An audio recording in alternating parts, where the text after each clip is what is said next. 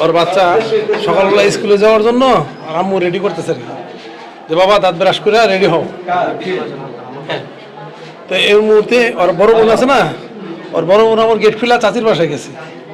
চাচির বাসায় গেছে পরে তো পিছে পিছে যে বড় আসছে 2 মিনিট পরে যে ও আসছে দরজা খুললা, ওর মা খেয়াল করো, আমার তো কাজকর্ম করতেছে। তো এই মতো অবস্থায় ওর মা আবার ডাক করতেছে স্কুলে যাও, ব্রাশ করবো না, কোনো শব্দ বইতেছে না। শব্দ না পাওয়ার পরে ওর মা বাইরে হয়েছে।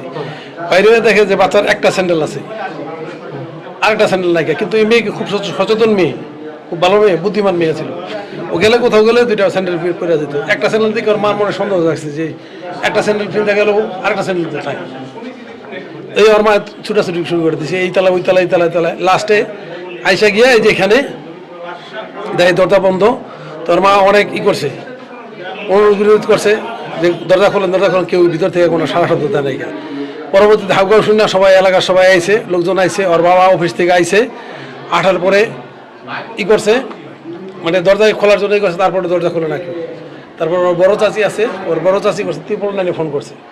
399 ফোন করার পরে পুলিশ প্রশাসন আসছে। আইসা এরপরে দরজা ভাঙ্গা দেখে কি ভিতরে এই অবস্থা।